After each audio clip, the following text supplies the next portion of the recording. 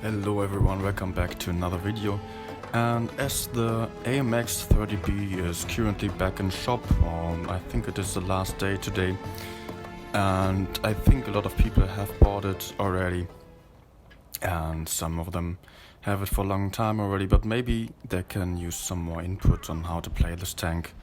And yeah, that's what I'm gonna do. I've had a lot of AMX 30B replays sent in to the replay server, and some of them were really great ones, from Mark 2909, for example, the Hall of Fame number 1 8400 damage game. We will see it later on this video, so stay tuned.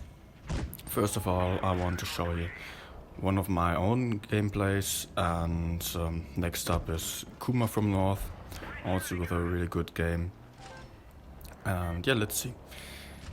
First of all, I played this year very aggressive. As I knew we had 3 mediums, enemies had only 2, so chances were high that they were either going for the city, otherwise we would be able to straight rush them away if they didn't have that much backup. That's why I chose the middle road here and middle lane and so I was able to spot the railroads if there were any campers or maybe enemy heavies going for the desert. I would have spotted them here, but no one was in front, so I was able to just take a little hill position and put some side shots into the enemies, and now I've got to be fast because I know, okay, the enemies are all pushing in. Our team is low on tanks, low on hit points, so yeah, I've got to be quick to rush in and bring my DPM into the game, also maybe distract the enemies from my teammates. But currently I have a full E100 there, who is my meat shield here, meat shield. I'm focusing the AMX. And yeah, autoloaders and DPM, big alpha guns focused first, of course. Okay, now I've got time to explain a bit about the tank in general, as yeah, it's a bit more slow paced here, as I can just or I should just escape here, as they have a lot of hit points, so I need to be a little bit more patient with my gameplay. Should have aimed in a bit more here, but yeah, well, the tank in general, it has very good mobility.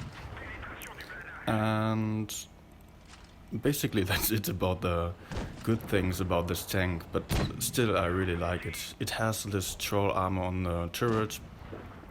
It does have a gun mantlet that is really strong. You will bounce a lot of shots with that. And also the upper plate is in a really good angle, so a lot of people just bounce off there. But there's a big but. You will never, you must never trust on the armor of this tank. It is basically a leopard, and you have this gun mantlet that you are able to bounce shots with, but still everyone is capable of penetrating you with AP or even hash, like this FV193 for example, if they are lucky to penetrate your cupola or just the sides of your turret, which you can also see from the front. The gun mantlet is not as big as the turret. So unlike the STB, for example, you cannot rely on bouncing shots. You have to play like you had no armor, and you get rewarded with some lucky bounces when you make mistakes. So that's something very important you've got to keep in mind. And in this case here, I have no choice. I have to fight him. I have to count on him to miss me. With a leopard, I would probably do the same here. I mean, chances are not that big for a big alpha gun to penetrate me here. Yeah, I overextended a bit, but now I can just rush him as he tried the hash for my cupola. And yeah, also another thing that is really good about this tank, as you'll see here, The silhouette from the side is very low, so a lot of tanks will not be able to reach the gun down, and so this is perfect for side hugging, etc. And yeah, you've seen here that my team told me to run away, but I had my reasons to not do that, not only for farming damage. Another reason was, if I ran away, they were able to just move into the cap, and then they had the A cap and the C cap, or maybe even the B cap, and they were still full life, so I was not able to fight them. So I decided to take a safe position on the railroads where I knew I could have some, where I could be hull down, try to fight the 183. So I was in a 1 versus 1 with a fast tank against a slow tank. So next replay is from Kuma here, as you will see in a second. And I can talk a bit more about the tank. The gun. Yeah, the gun is not the best. You don't have that much penetration, and you don't have the best accuracy either. So with 6.9 seconds on the rammer, you really don't have the best DPM. And the Vickers, for example, even has a better DPM. But I expect the Vickers, which is a playstyle, by the way, quite similar, with unreliable turret armor, good mobility. Okay, the Vickers has the HE with high penetration, but and still the playstyle is pretty similar otherwise, as you must not peek in front of big guns that are pre-aimed. Also, you can you've got to get behind the enemies a lot, and but you've got to keep in mind the Vickers will probably get a DPM nerf, so the 30B will be as good as it was before again. That's what I expect, at least, as the Vickers is just, it's just OP with a DPM of 6.5 seconds with the rammer that is faster than medium's reload, better than medium's DPM. I honestly don't think that they will keep it that way. So yeah, playstyle is quite similar, but still I really like the 30B, as it is unique. It is it has this low silhouette that can really be hidden in a lot of places. So yeah, you've got a lot of chances to hide your tank, and also with the mobility you are able to turn a lot of games that seem lost, even if you're not able to penetrate your targets that reliable with a bad penetration. Also, you get unlucky shots like this one that can be really frustrating if the RNG is against you. On some days, just everyone penetrates you, even if you are hull down, even if you only peek for a very short time. But people just give you snapshots into the turret. This can be very annoying on this tank. But on other days, no one penetrates you. So it is, to some degree, a bit dependent on the RNG of the enemies, if this tank is really as strong as it is supposed to be or not. And for the replay of Kuma here, by the way, yeah, you can see also that he basically did the same thing as I was doing on the last game. He just used the advantage of having a lot more mediums, so that's something, or light tanks, that's something you've got to see in the beginning of the game. Whereas the strength of the team, of the setup. So you shouldn't straight YOLO in when you know you've got some more heavies, for example, or some more mediums.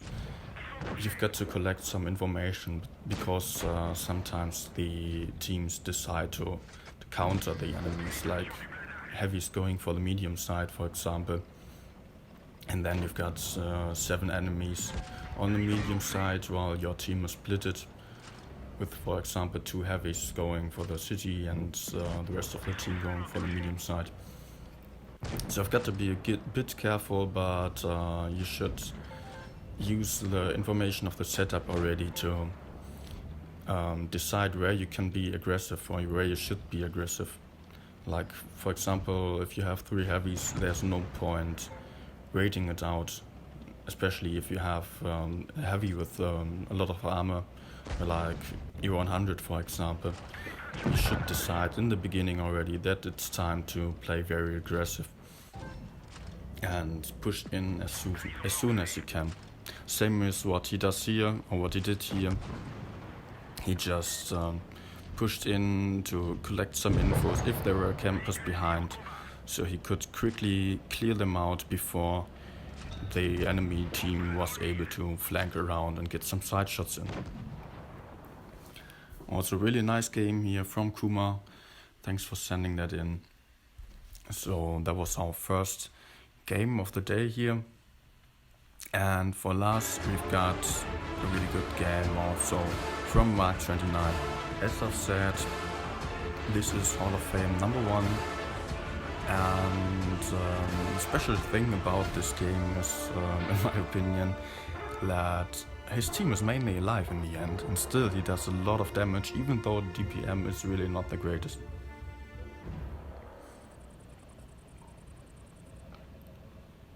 Yeah, and if you see Mark29, by the way, on these videos or in game, he is currently one of the strongest players on this server, the European server. So don't focus him, but yeah, keep excited, keep looking at his replays, as you can really learn a lot from him. His aim is quite well, if I may say so, going for the track shots as usual. And also quite interesting about this game already is that he did not decide to go for the medium side, as the enemies have 2 mediums, 1 light tank. His team is going for the left side. I would have probably also went for the medium side and tried to count on the backup of my TDs, but it pays off really nice as he does it here. Because yeah, if you go alone for one side and count on your team, it doesn't work. In many cases, this will just get you wrecked, as the enemies are able to push you without dying necessarily. Or maybe they die, but you will have a bad game. So just go with your team, use the information of the setup, and in the end of the day you will be happy. Okay, he's right in front of the enemies here. Is able to risk a bit to get some shots in, but the Jack, is he AFK? I don't know. He's just maybe brain AFK. Not able to shoot him, or not shooting him here. So yeah, he can just farm from the middle here and wait for the enemies to do the mistakes or peek in front of him, while his team is basically doing nothing. At this point of the game, the team on the left side clearly was able to push on the left, as the enemies are split. They are also already 2 guns down on the left side, with some tanks on the right. So in this case here, the team should clearly push in. But better for Mark, as he is able to just keep his gun in the game and do a lot of damage here. Now in a 1 versus 1, which clearly is not the best thing, or clearly you don't want a 1 versus 1. But in this case he has the backup. If the AMX decides to push him, You can see on the mini-map there are 2 heavies and a TD right in his back. So I guess he just wanted the damage here and didn't really care about losing some HP, as they already had a really strong advantage over the enemy team. Also, he is in the next good position here, has some rocks in front, has a little slit, a little gap between the rocks and buildings to shoot through, which is always what you are looking for to maximize your chances of either being ignored or making your shots, making the enemy shots bounce. And then Sheridan rushes in, bounces his shots. So he's able to just farm down Sheridan here. Pushes him up a bit, so he is again angled with his tank. And the Sheridan, of course, he does have some gun depression, but if you push an enemy up like this, they are only able to shoot a very angled front plate or your turret, so this increases your chances of the enemies bouncing. Also, he did put his gun into the Sheridan's gun, so that also made him bounce. Of course, that's some basic you should know to win a 1 versus 1. Yeah, and this was, of course, really strong performance here from Mark 29. 8,400 damage with all his team alive and the enemies not being able to counter him. So also thanks for sending that in. I hope you enjoyed these replays, and yeah, thanks for watching. See you.